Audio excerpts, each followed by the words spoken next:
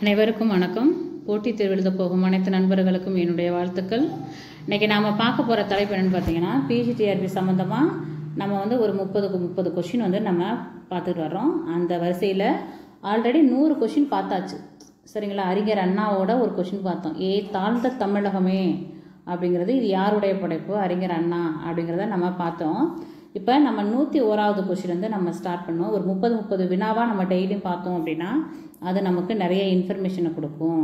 இப்போ பாருங்கள், பேரறிஞர் இப்போ நம்ம எப்படி படிக்கணும் அப்படின்னா, இப்போ ஒரு 100வது கொஷின் வந்து தாழ்ந்த தமிழகமே என்பது யாருடைய படைப்புனா பேரறிஞர் அண்ணா. இப்போ நம்ம அண்ணா வந்து நம்ம ஆன்சராக பார்க்கும்போதும் ஃபஸ்ட்டு புக்கில் வந்து அண்ணாவை பற்றின என்னென்ன இன்ஃபர்மேஷன் இருக்குது அப்படிங்கிறத நம்ம ஃபுல்லாக தெரிஞ்சுக்கணும். நெக்ஸ்ட்டு ஆப்ஷன் யார்? பெரியார். ஈவே ராமசாமி கொடுத்துருக்காங்க, பெரியாரை கொடுத்துருக்காங்க. அப்போ பெரியார் பற்றி பார்த்திங்கன்னா நம்ம இலக்கிய வரலாறு புக்கில் இன்ஃபர்மேஷன் இருக்கும், அவரை பற்றி தெரிஞ்சுக்கணும். அடுத்து சுரதா, அடுத்து பாரதிதாசன். இப்படி ஒவ்வொருத்தர் யார் ஆன்சரு ப்ளஸ் ஆப்ஷனில் கொடுத்துருக்காங்களோ அவங்க எல்லாத்தையும் பற்றி நம்ம தெரிஞ்சுக்கணும். இப்போ பாருங்கள், இதே மாதிரி இன்னொரு கொஷின் வந்து வச்சுங்க. அதில் வந்து ஆப்ஷன் வந்து அண்ணா, பாரதிதாசன், சுரதா, பெரியார் இப்படின்னு அவங்களையும் அடுத்தடுத்தடையும் ஆப்ஷனாக வருவாங்க. மறுபடியும் நம்ம அதை படிக்கணும். மறுபடியும் நம்ம ஒரு தடவை தான் நம்ம பாரதிதாசனை படிச்சிட்டோமே, நமக்கு நல்லா ஞாபகம் இருக்கும் அப்படின்னு நம்ம நினைக்கக்கூடாது.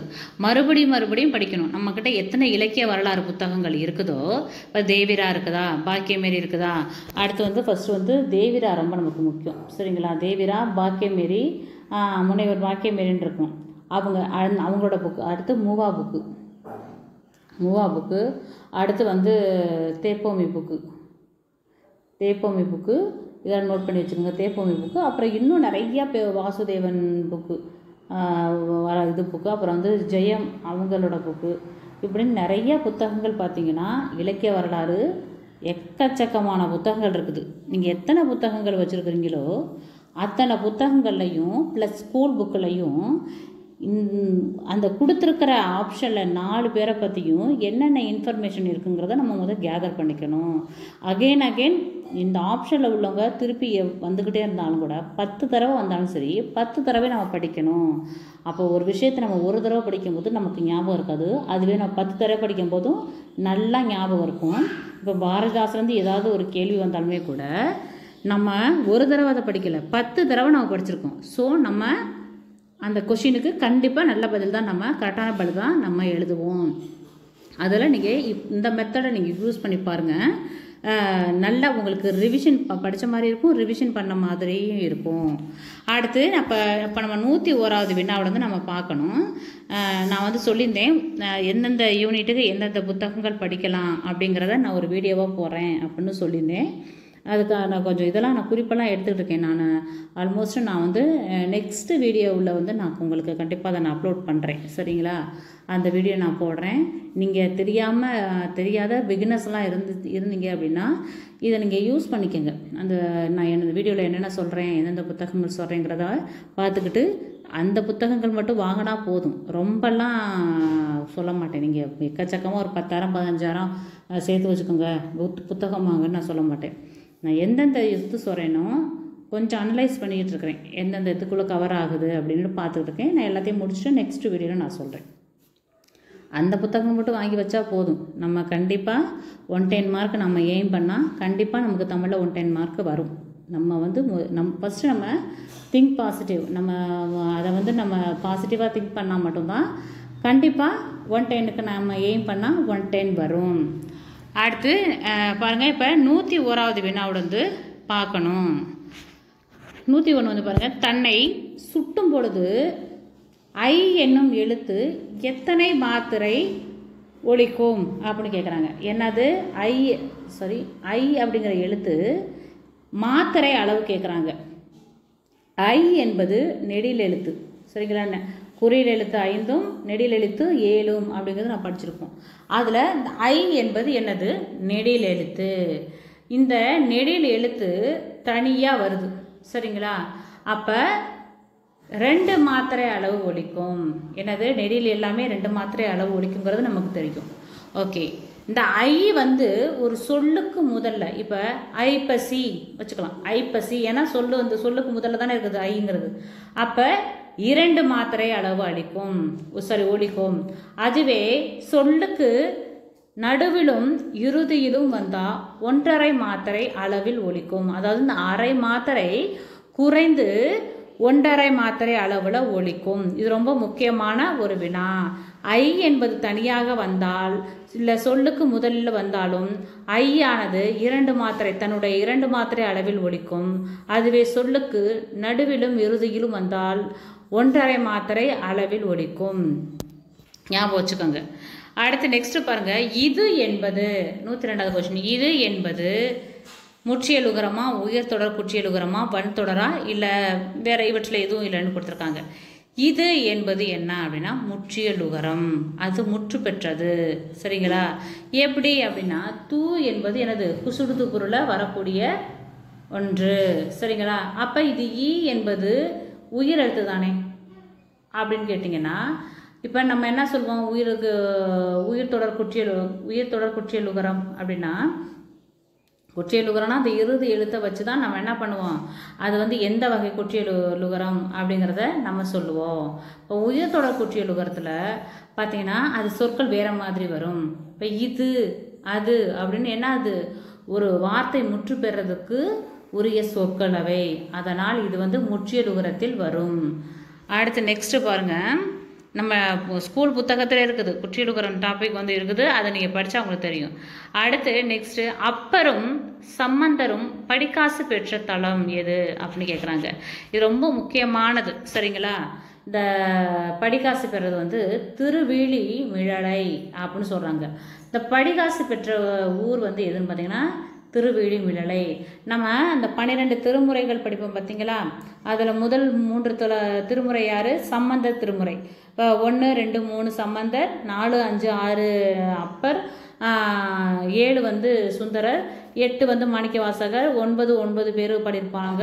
திருமாளிகை தேவரில் தொடங்கி திருமாளிகை தேவர், கரூர் தேவர், அந்த மாதிரி நிறைய பேர் வருவாங்க.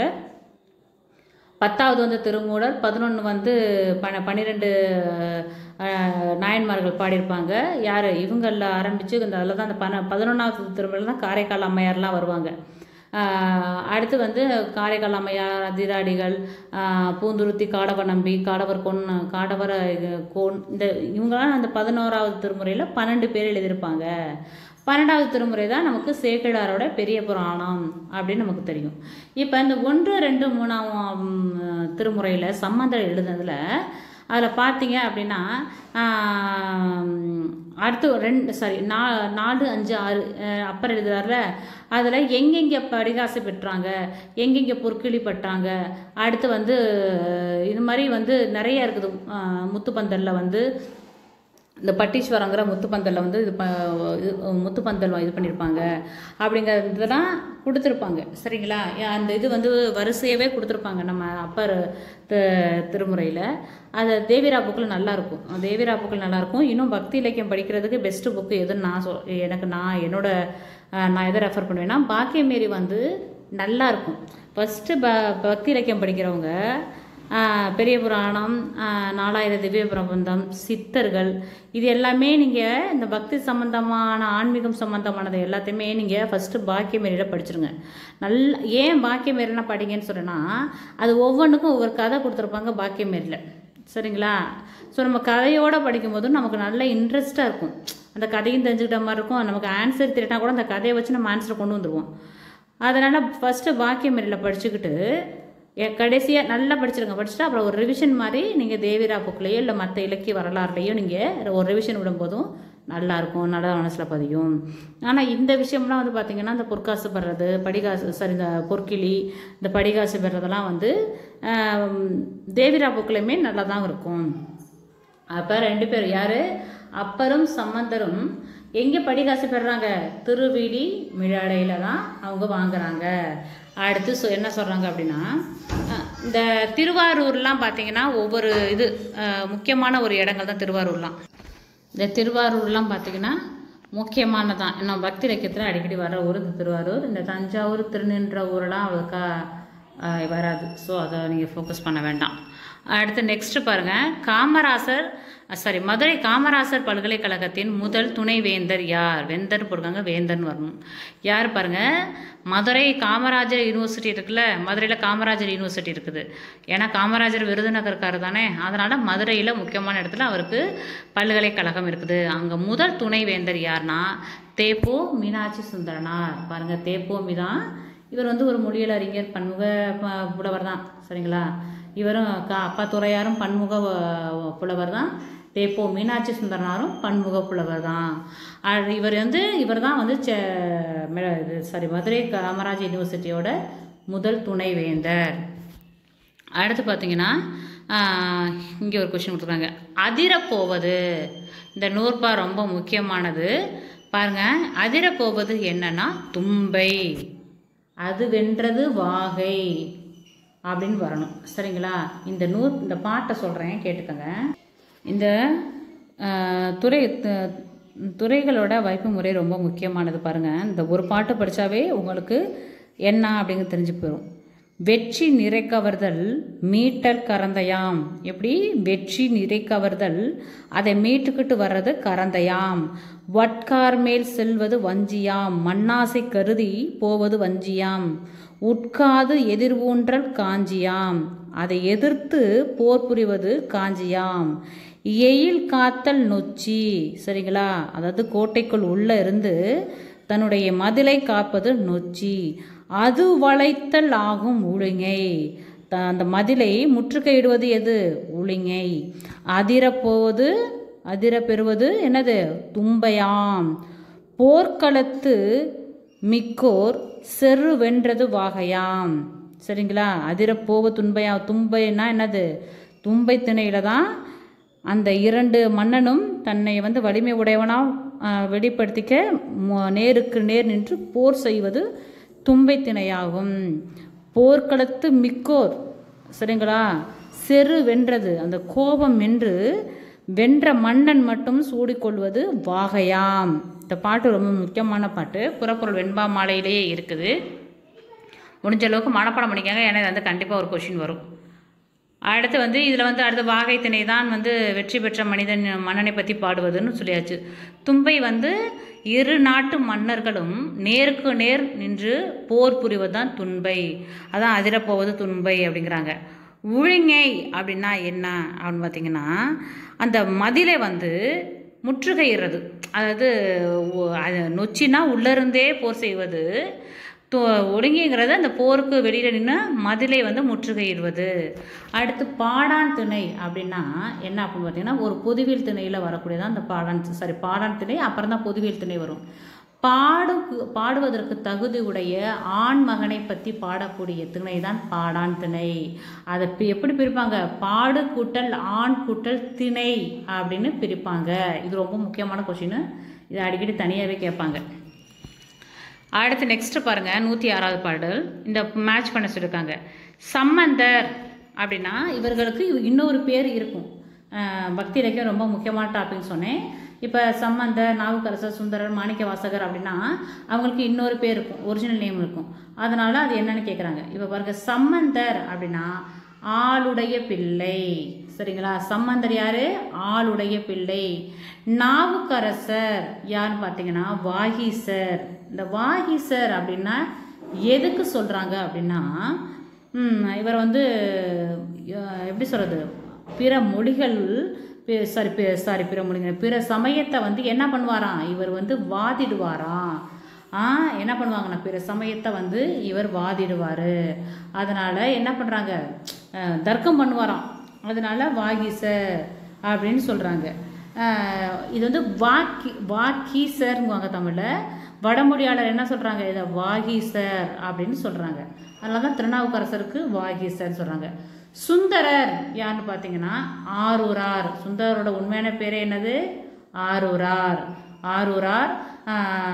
அப்புறம் தம்பிரான் தோழன், இதெல்லாம் யாரோட பேர்? சுந்தரரோட பேர். தம்பிரான் என்பது சிவபெருமானுக்கு இருக்கக்கூடிய ஒரு பேர். தோழன் மார்க்கத்தில் இருக்கிறதுனால தம்பிரான் தோழன் என்று சுந்தரர் அழைக்கப்படுகிறார். அடுத்து 4வது வந்து மாணிக்க வாசகர் வந்து வாதா ஊரார் சொல்கிறாங்க. சரிங்கம்மா, இவர் வந்து என்ன சொல்கிறாங்க, அவரோட பேர் வாதா ஊரார் அப்படின்னு சொல்கிறாங்க. 4. இது ரொம்ப முக்கியமானது. அடுத்து நெக்ஸ்ட்டு பாருங்கள், அடுத்த கொஸ்டின். இதன்பால் இல்லாத எந்த பொருளும் இல்லை என பாராட்ட பெறும் நூல் எது? ரொம்ப முக்கியமான பாட்டு. இதன்பால் இல்லாத எந்த பொருளும் இல்லை, அதாவது இதை சொல்லப்படாத எந்த விஷயமும் இல்லை அப்படின்னு திருக்குறளை புகழ்கிறாங்க. பாருங்கள் என்ன சொல்கிறாங்கன்னா, நீங்களே நல்லா யோசிச்சு பாருங்கள். ஒரு இல்லற வாழ்க்கையை பற்றி பார்க்கணும், தெரிஞ்சுக்கணுமா, திருக்குறளை படிச்சுக்கோங்க. சரிங்களா? ஒரு அதாவது எப்படி சொல்கிறது, ஒரு களவு பற்றி, ஒரு காமம் பற்றி தெரிஞ்சுக்கணுமா, ஒரு காதல் பற்றி தெரிஞ்சுக்கணுமா, திருக்குறளை காமத்து வாழை படித்து பாருங்க, தெரிஞ்சுக்கலாம். ஒரு அரசன் எப்படி நாட்டை ஆளணுமா, திருக்குறளை படித்தா தெரிஞ்சுக்கலாம். சரிங்களா? இது படிக்கிற ஒவ்வொருவருக்கும் அவரவர் மனநிலைக்கு ஒத்து போகிற மாதிரியே இருக்கிறதுனால தான் இதை உலக பொதுமறையாக சொல்கிறாங்க. எந்த ஒரு மொழியையும் எந்த மொழியை பேரையும் மென்ஷன் பண்ணாமல், எந்த சாதி சமயம் எதையுமே குறிப்பிட்டு சொல்லாமல், உலகத்தில் உள்ள மக்கள் நீ இப்படி வாழணும், இந்தந்த முறையில் தான் வாழணுங்கிறத ஒரு 1.25 அடியில் எழுதி வச்சுட்டு போயிட்டார். சரிங்களா? அதால் இது என்ன சொல்கிறாங்க, இதில் இல்லாததே எதுவுமே இல்லை அப்படின்னு திருக்குறளை பாராட்டுறாங்க. ஓகே, இந்த திருமந்திரம் அப்படின்னா என்ன? நம்ம என்ன சொல்லுவோம், திருமந்திரம் அப்படின்னா தமிழரோட மறைநூல் அப்படின்னு கூட சொல்லுவோம். சரிங்களா? மூவர் தேவாரம் சொல்லுவோம். அடுத்து மூவர் தேவாரம் இல்லை, 3000 மந்திரம் சொல்லுவோம். அடுத்து தமிழ் மறைநூல்னு கூட சொல்லலாம். அடுத்து திருவாசகம் என்ன சொல்லலாம், திருவாசகம் ஆமாம், வேளாண் வேதம் வராது. இது திருவாசகம் சைவ வேதம் அப்படின்னு சொல்லுவாங்க. இது திருக்குறள் உலக பொதுமறை அப்படின்னு சொல்லுவாங்க. இது திருக்குறள் என்ன சொல்லுவாங்க அப்படின்னா உத்திரவேதம் அப்படின்னு சொல்லுவாங்க. சரிங்களா? திருக்குறளை உத்திரவேதம், அப்புறம் தமிழ் மறை அதெல்லாம் சொல்லுவாங்க. அடுத்து திருமந்திரம் திருமூலரோட திருமந்திரம் அப்படின்னு சொல்கிறாங்க. இது தமிழ் 3000 என்று அழைக்கப்படுகிறது. அடுத்து தேவாரம் நமக்கு தெரியும், அதாவது மூவர் முதலிகள் பாடியது தான் தேவாரம் அப்படிங்கிறது நமக்கு தெரியும். இது ஒவ்வொன்றும் ஒவ்வொரு வேதங்கிறது வரும், பார்த்துக்கோங்க. அடுத்து நெக்ஸ்ட்டு பாருங்கள், சோழர் கால தேர்தல் முறை பற்றி எதில் சொல்கிறாங்க அப்படின்னா இந்த குடவோல முறை. சோழர் காலத்தில் எப்படி தேர்தல், இப்போ எலெக்ஷன் வச்சுருக்குறாங்க பார்த்தீங்களா, நம்ம மக்கள்லாம் போய் குடிமக்கள் எல்லாம் நம்ம ஓட்டு போட்டு ஒரு தலைவர் நம்ம தேர்ந்தெடுக்கிறோம் பார்த்தீங்களா, அந்த மாதிரி அந்த காலத்தில் என்ன பண்ணுறாங்க, ஓட்டிங் சிஸ்டம் கிடையாது. அந்த எலெக்ஷனில் நிற்கிற அந்த கேண்டிடேட் யாரோ அவங்க அவங்க பேரை ஒரு துண்டு சீட்டில் எழுதி ஒரு குடத்துக்குள்ளே போட்டு ஒரு சின்ன பிள்ளைய போய் அதை ஒரு சீட்டு எடுப்பாங்க. இல்லை யார் வருதோ, இந்த குழந்தை கையில் எந்த சீட்டு எடுக்கிறாங்களோ அதில் எந்த பேர் இருக்குதோ அவங்க தான் அந்த தலைவராக நம்ம நியமிப்பாங்க. அது பண்டைய எலெக்ஷன் முறை. சரிங்களா? பழைய கால தேர்தல் முறை. அந்த குடவோலை முறை பற்றி சொல்லக்கூடிய நூல் எது, அகநூல் எதுனா அகநானூரில் இந்த குடவோலை முறை பற்றி சொல்லுது. நீங்கள் நோட் பண்ணிக்கோங்க, அகநானூறு அப்படின்னு சொல்கிறாங்க. இது குடவோலை முறை என்பது சோழர் காலத்தில் நடந்த ஒரு முக்கியமான ஒரு விஷயம். அடுத்து அபிதான சிந்தாமணி என்னும் கலை களஞ்சியத்தை ஆக்கியவர் யார், எதை எழுதியவர் யார்னா சிங்காரவேலு முதலியார். அபிதான சிந்தாமணி அப்படிங்கிற ஒரு கலை களஞ்சியத்தை ஆக்கியவர் சிங்காரவேலு முதலியார். பாருங்கள், இதுவும் சிந்தாமணி, அபிதான சிந்தாமணி, சிங்காரவேலு அப்படி கூட ஞாபகம் வச்சுக்கலாம். அடுத்து 11 கீழ்கணக்கு நூலில் உள்ள நீதி நூல்கள் எத்தனை அப்படின்னு கேட்டுறாங்க. மொத்தம் 11 கீழ்கணக்கு நூல் என்னது, மொத்தம் 18 நூல்களில் எத்தனை நூல்கள் அறநூல்கள், அதாவது நீதி நூல்கள் அறநூல்கள் அப்படின்னு சொல்கிறாங்க அப்படின்னா 11 நூல்கள் அறநூல்கள் அப்படிங்கிறாங்க. அதில் நாலடியார் சொல்லலாம், அப்புறம் திருக்குறள் சொல்லலாம், அப்படி வரிசையாக சொல்லிகிட்டே போகலாம். 11 நூல்கள், இது ரொம்ப முக்கியமானது. அப்போ மீதி 7 நூல்கள் தான் என்னது, ஒரு இது பார்த்திங்கன்னா களவழி 40 ஃபுல்லாக புறத்தை பற்றினது. களவழி 40 முழுக்க முழுக்க அது ஒரு புறத்திணைக்கு உரிய பாடல். சரிங்களா? அதாவது செங்கணனுக்கும் சேரன் கணைக்கால் இரும்போரைக்கும் கடுமலம் அப்படிங்கிற இடத்துல சண்டை ஏற்படும். அந்த சண்டையை அடிப்படையாக வச்சு எழுதப்பட்டதான் அந்த களவழி 40 பொய்கையாரோட நூலாகும். சரிங்களா? அது ஒன்று பார்த்திங்கன்னா இருக்கிற 12 கீழ்கணக்கு நூல்களில் முழுக்க முழுக்க அது என்னது, புறம் பற்றினதான். மீதி 6 நூல்களும் பார்த்திங்கன்னா அகம் புறம் இரண்டும் கலந்தது. சரிங்களா? அகம்புறம் சிலது வந்து அகமாக இருக்கும், சிலது எப்படி சொல்கிறது அகம்புறம் கலந்ததாக இருக்கும். ஆனால் நீதி நூல்கள்னு பார்த்தீங்கன்னா 11 தான் இருக்குது. அடுத்து நெக்ஸ்ட்டு வந்து பாருங்கள், இதோட வந்து 110 கொஷின் வந்து நமக்கு முடிஞ்சிருச்சு. தமிழ் கொஷின் பார்த்தீங்கன்னா ஒரு 110 கொஷின் நமக்கு முடிஞ்சிருச்சு. இதை அடுத்து பார்த்தீங்கன்னா இதுக்கு தான் இருக்குது, சைக்காலஜி வருது, ஜிகே வருது. சரிங்களா? 150 கொஷின்ஸ்க்கு நம்ம இதெல்லாம் வந்து நம்ம வேணும் அப்படின்னா ஜஸ்ட் நம்ம ஒரு டைம் சொல்கிறேன், தெரிஞ்சதெல்லாம் எக்ஸ்ப்ளனேஷனோட சொல்கிறேன், தெரியாததை அப்படி நீங்கள் பார்த்துக்கோங்க. பாருங்கள், ரூசோவின் கல்வி தத்துவம் என்பது என்ன அப்படின்னா, ரூசோ வந்து இந்த குழந்தைகளுக்கான கல்விகளை பற்றி சொல்கிறவர் தானே, அதனால் எதிர்மறை கல்வி அப்படிங்கிறாங்க. என்ன சொல்கிறாங்க? ரூசோவின் கல்வி தத்துவம் எதிர்மறை கல்வி. இந்த குழந்தைகள் மைய கல்வியெல்லாம் இருக்குது பார்த்தீங்களா, அதை வந்து அடிப்படையாக சொல்கிறவர். அடுத்து வந்து சுய கல்வி முறையுடன் தொடர்புடையவர் யார் அப்படின்னா அரவிந்தர். யாருங்க? சுய கல்வி முறையுடன் தொடர்புடையவர் அரவிந்தர். அரவிந்தர் வந்து சுயமாக குழந்தைகள் கற்றுக்கணும் அப்படிங்கிறத வலியுறுத்துறாரு. அடுத்து மகிழா சமக்கியா என்ற திட்டம் யாருடைய முன்னேற்றத்துக்காக அமைக்கப்பட்டது? மகிழா சமக்கியாங்கிறது யாருன்னா பெண்கள். மகிழா என்பது என்னது? ஒரு பெண் பிள்ளையோட பேர் அப்படின்னு சொல்கிறாங்க. சரிங்களா? பெண் பிள்ளைகளுக்கான ஒரு ஸ்கீமு தான் இந்த மகிழா சமக்கியா ஸ்கீமு அப்படின்னு சொல்கிறாங்க. அது பெண்களுக்கானது. அடுத்து விஸ்வபாரதி அமைந்துள்ள இடம் எது? மேற்கு வங்காளம், வெஸ்ட் பெங்கால் சொல்கிறோம் பார்த்தீங்களா, அங்கே தான் விஸ்வபாரதி காலேஜ் வந்து இருக்குது, யூனிவர்சிட்டி இருக்குது அப்படின்னு சொல்கிறாங்க. எங்கே? மேற்கு வங்காளம், விஸ்வபாரதி. கற்றல் நிலையில் சுதந்திரம் என்பதுடன் தொடர்புடையவர் யார் அப்படின்னா, கற்றல் நிலையில் சுதந்திரம் என்பதுடன் தொடர்புடையவர் யாருன்னா கிருஷ்ணமூர்த்தி. பாருங்க, கிருஷ்ணமூர்த்தி என்பவர் கற்றல் நிலையில் சுதந்திரம் என்பதுடன் தொடர்பு உடையவர் அப்படிங்கிறாங்க.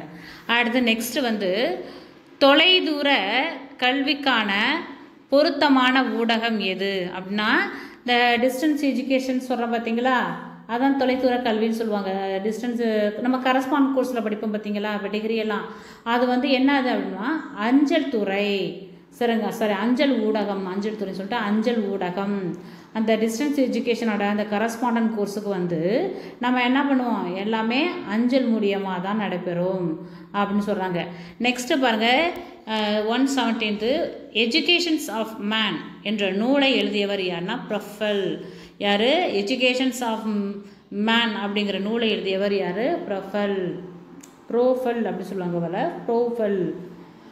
அடுத்து திறந்த நிலை பல்கலைக்கழகம் இங்கிலாந்தில் ஆரம்பித்த ஆண்டு. ஓப்பன் யூனிவர்சிட்டி இருக்குது பார்த்தீங்களா, அது இங்கிலாந்தில் எந்த வருஷம் ஆரம்பிக்கிறாங்க அப்படின்னா 1969.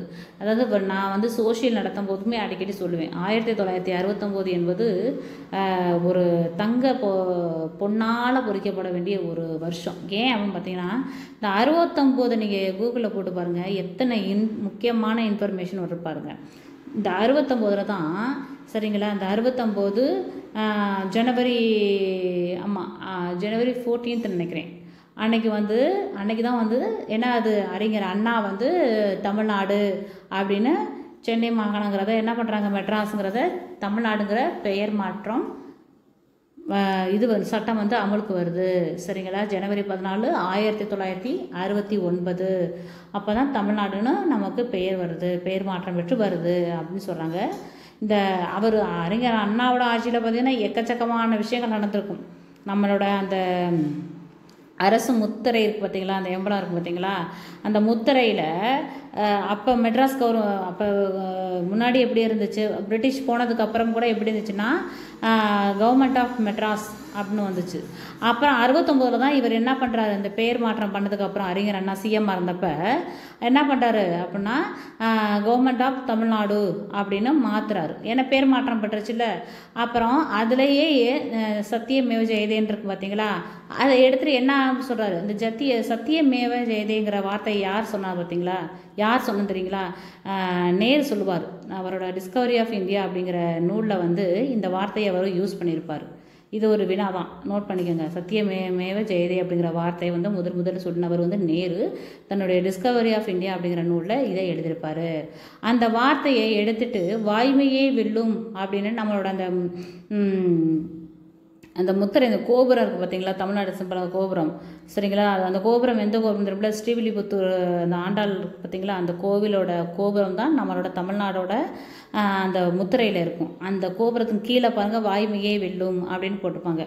அதுவும் கொண்டு வந்தது யார்? சத்தியமேவ ஜெயதேங்கிறத எடுத்துகிட்டு அறிஞர் அண்ணா தான் வாய்மையே வெல்லும் அப்படிங்கிறத கொண்டு வந்தார். நிறையா விஷயம் பார்த்திங்கன்னா அறிஞர் அண்ணா டைமில் வந்து நடந்திருக்கும். இதெல்லாம் வந்து இந்த 69 காலகட்டங்களில் நடந்த விஷயங்கள். அதனால் நான் சொன்னேன். அப்போ தான் ஓப்பன் யூனிவர்சிட்டியும் இங்கிலாந்தில் திறந்திருக்காங்க. இப்போ பாருங்கள், ஒரு கொஷின் நீங்கள் பார்க்க போய் இத்தனை கொஷின் உங்களுக்கு வந்துருச்சு. ஸோ நீங்கள் உங்களுக்கு இந்த கொஷின் மறக்கவே மறக்காது. மேக்ஸிமம் ஆஃப் கொஷினில் எங்கேயாவது 69 ஆன்சர் இருந்தால் போட்டுருங்க கண்ண முடிக்கிட்டு. ஏன்னா கண்டிப்பாக அது வரலாற்றில் பார்த்திங்கன்னா ஒரு முக்கியமான வருஷம். அடுத்து நெக்ஸ்ட்டு பாருங்கள், நடமாடும் பள்ளியை முதலில் பரிந்துரை செய்தவர். பாருங்கள், நடமாடும் பள்ளியை முதலில் பரிந்துரை செய்தவர் ஏன்னா மெக்டொனால்ட். யார்? மெக்டொனால்ட் அப்படிங்கிறவர் நடமாடும் பள்ளியை ஃபஸ்ட்டு பரிந்துரை ரெக்கமெண்ட் பண்ணியிருக்கிறாரு. யார்? மெக்டொனால்டுங்கிறவர். அடுத்து 120, கல்வி என்பது வாழ்க்கையோடு தொடர்புடையதாக இருக்க வேண்டும் என்று சொன்னவர் யார் அப்படின்னு பார்த்தீங்கன்னா காந்தியும் தாகூரும் ரவீந்திரநாத் தாகூரும் சொல்கிறாங்க. கல்வி என்பது அதாவது காந்தியடிகள் வந்து கல்வியை வந்து இந்த வாழ்க்கை கல்வின்னு சொல்கிறோம் பார்த்தீங்களா, தொழில் கல்வின்னு சொல்கிறோம் பார்த்தீங்களா, இந்த கைவினை பொருட்கள் இதெல்லாம் நம்ம நிறையா இது கற்றுக்குவோம். நம்ம ஸ்கூல் படிக்கும்போது நிறையா கற்றுக்குறோம் பார்த்தீங்களா. அந்த மாதிரி எஜுகேஷனுக்கு அதிக இம்பார்ட்டன்ட் கொடுத்தவர் யாருன்னா காந்தியடிகள் வந்து கொடுத்துருக்காரு. நம்மளுடைய கல்வி திட்டங்களில் நீங்கள் பார்த்தீங்கன்னா அதாவது சார்லஸ் வூட் அறிக்கை, அடுத்து வந்து நிறைய அறிக்கைகள் வரும், சரிங்களா. அதில் வந்து இப்போ தேசிய கல்விக் கொள்கை, அதுக்கு முன்னாடி வந்து இந்த காந்தியோட இதெல்லாம் பார்த்தீங்கன்னா நிறைய கல்வி இதெல்லாம் வரும். நீங்கள் அந்த கல்வி திட்டங்கள்லாம் பார்க்கும்போதும் இந்த கல்வி திட்டத்தில் காந்தியோட பங்களிப்பு என்பது பெரும் பங்கு வகிக்கிறது அப்படின்னு சொல்கிறாங்க, சரிங்களா. அதுலேருந்து கண்டிப்பாக ஒரு கொஸ்டின், சைக்காலஜி கொஸ்டின் கண்டிப்பாக வரும். அதில் அந்த கல்வியானது பிரிட்டிஷ் காலத்துலேருந்து நமக்கு ஆஃப்டர் ஃப்ரீடம் வரைக்கும் நமக்கு நடந்த அந்த எல்லா மாற்றங்களையும் இந்த கல்வி வரிசையில் நம்ம படிப்போம். கல்வியில் நடந்த மாற்றங்கள், முன்னேற்றங்கள் அப்படின்னு. அதில் பார்த்திங்கன்னா காந்தியோட பங்களிப்பானது ரொம்ப ரொம்ப முக்கியமானது.